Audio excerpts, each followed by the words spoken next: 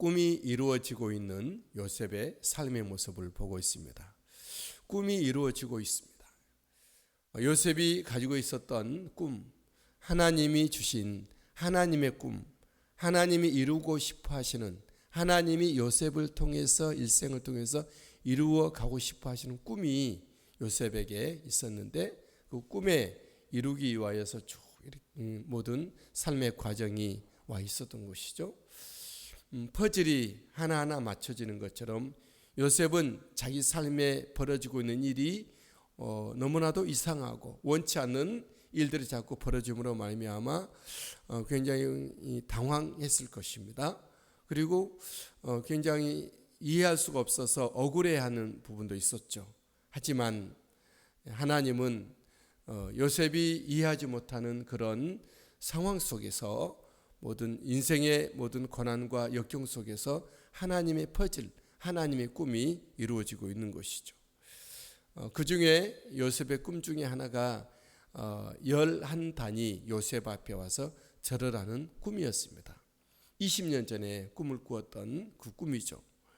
본문에서 그 꿈이 이루어지고 있는 말씀을 봅니다. 26절에 요셉이 집으로 오매 그들이 집으로 들어가서 예물을 그에게 드리고 땅에 엎드려 절하니, 정말로 이때는 11명이 된 것입니다. 이전에도 요셉 앞에 엎드려 절했지만 이때는 베냐민이 빠진 채로 10명이 엎드려 절했고, 본문에서는 땅에 엎드려 절하니, 그리고 28절에도 하반절에 머리 숙여 절하더라.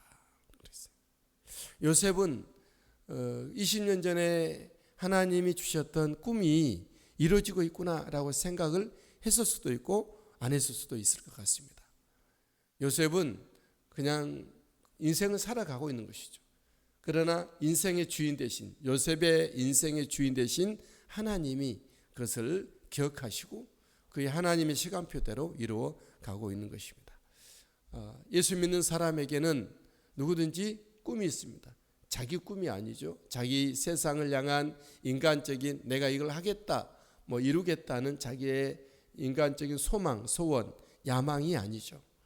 우리는 그것을 이해할 것이 아닌 하나님께서 나를 통해서 이루어 가고 싶어 하시는 어떤 꿈, 그런 것들이 이미지로 받을 수도 있고 또 마음의 소원으로 받을 수도 있고 때로는 하나님의 성경 구절이 나를 이끌어 받을 수도 있는 것이죠.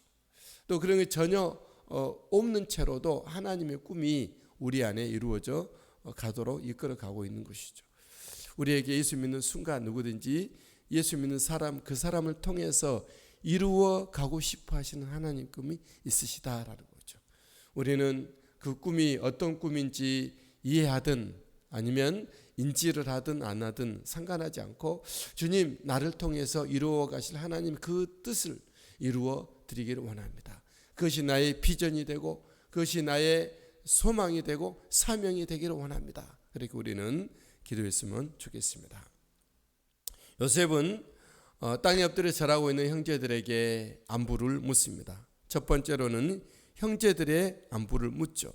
27절에 요셉이 그들의 안부를 물으며, 사실 몇 년 동안 다시 제외하는 것이죠. 이전에 곡식을 사러 10명이 형제들이 왔다가 9명은 다시 돌아갔고 1명 시므온은 갇혀있는 상태로 됐죠. 그리고 또다시 흉년이 기근이 심하여서 정말 먹을 것이 없어서 다시 2배로 그 대금을 가지고 와서 이제 베냐민까지 합하여서 요셉이 요청대로 그렇게 그들이 와서 있을 때 그들이 오고 가는 길 형제들에 대해서 안부를 묻고, 두 번째로는 그의 부친 야곱의 안부를 묻습니다. 27절 중반절에 이르되 너희 아버지 너희가 말하던 그 노인이 안녕하시냐, 아직도 생존해 계시느냐, 이렇게 묻습니다. 그리고 아버지가 평안하고 지금까지 생존하였나이다, 이런 대답을, 평안의 소식을 듣죠.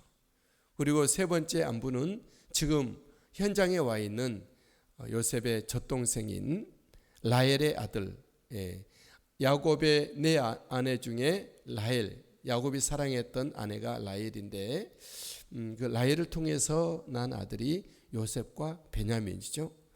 요셉이 그 눈을 들어서 자기 어머니 라헬의 아들 동생 베냐민을 보고 쭉 그 아이에 대해서 축복을 합니다. 29절이죠. 요셉이 눈을 들어 자기 어머니 아들 자기 동생 베냐민을 보고 이르되 너희가 내게 말하던 너희 작은 동생이 이 아이냐. 그가 또 이르되 소자여 하나님이 내게 은혜 베푸시기를 원하노라.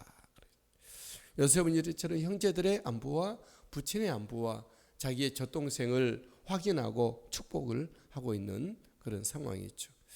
그리고 요셉은 자기 동생 젖동생을 보고 자기 아버지의 안부를 묻고 이후에 복받쳐 따로 가서 울고 돌아와 잔치를 준비를 합니다.